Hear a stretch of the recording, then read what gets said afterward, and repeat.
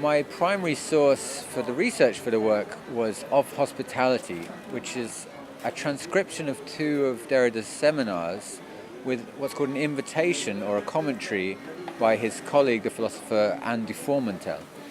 And both his seminar and her commentary on it are incredibly poetic texts, which talk about the idea of xenos, which is the Greek word for both guest and host. These words are not words, they are missiles. So Derrida's concept of hospitality, in my reading of it, is to do with the absolute impossible ideal of hospitality.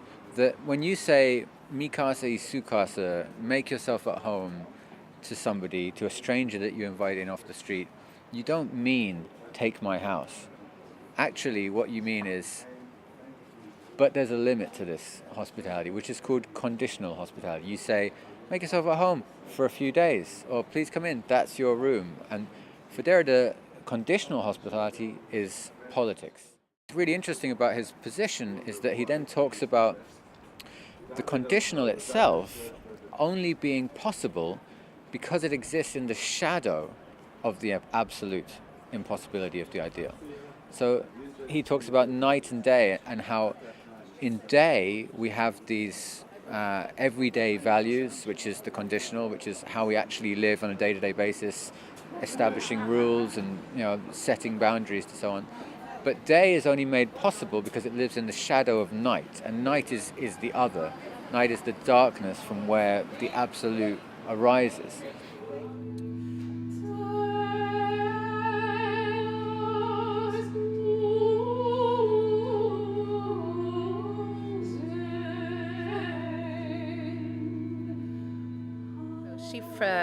Approached me, I think it was only about 3 weeks ago, to say was I interested in doing this pop-up opera, and I was like, oh, I'm sure that'll be like fantastic. I'd love to work with Nick and a great team of musicians. So I think the first step was we met in Nick's house in Dunleary. It was myself, Shifra, Izumi and Nick, and we were just kind of starting through like these ideas of kind of Derrida and how we were putting together the text, and he had like most of the music was sketched out.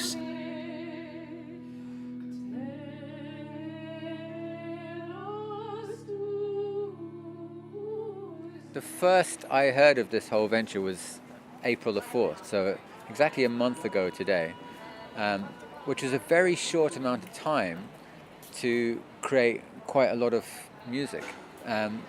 So usually when I'm writing a piece, I go through a very long research phase, and I'll usually do a kind of an in-situ residency where I can just focus on one piece. And I can easily spend a year to write a 12-minute piece, including a 3-month residential stay to do the writing. So what was interesting with this is that there just wasn't the time to do that. You are responsible before the law and before your host. You are a subject in law.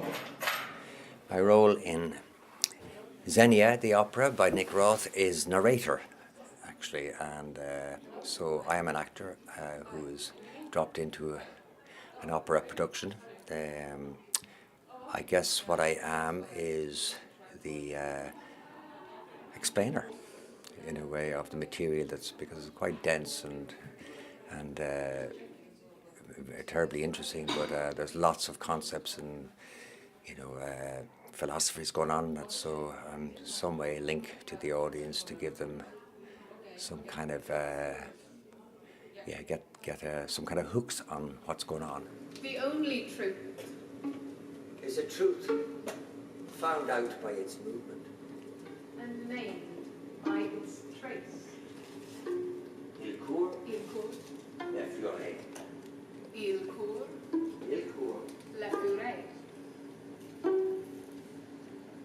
I'm a theatre maker myself as well as an actor, and I think sometimes the best ideas come out of kind of an ether somewhere, nowhere, So I read the script, and for some reason a black suit, shirt and tie, which is not something I normally wear actually, it's very, I'm more casual really in real life, came to me, and these red stiletto shoes.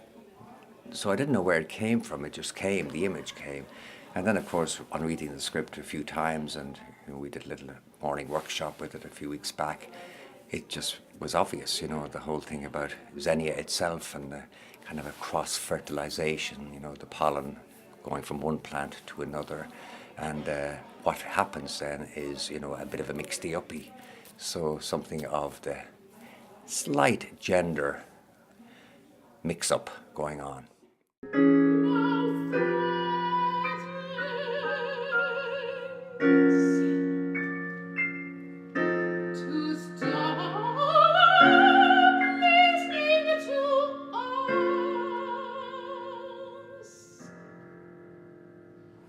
Came a bit late to this party because I wasn't there for the workshop, so everyone else had this workshop and worked out loads of things, and then I came in and I just had to sort of slot in with my part.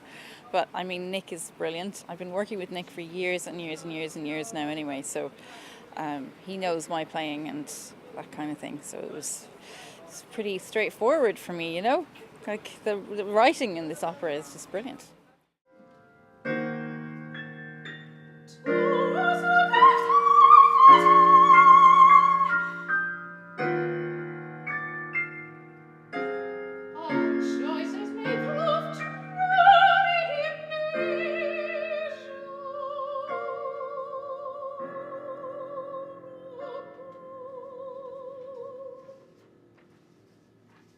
I see this very much as a sketch, and there are kind of kernels or seeds within this which could easily be expanded. And because the philosophical material is so dense, the audience would really benefit from having pauses in the text, either from the actor or from the song, where there are instrumental passages or just sound passages where they could process what they've just heard, think through it, and be ready for the next part. And that narrative of space, I think, would certainly help the material to kind of sit with an audience. Really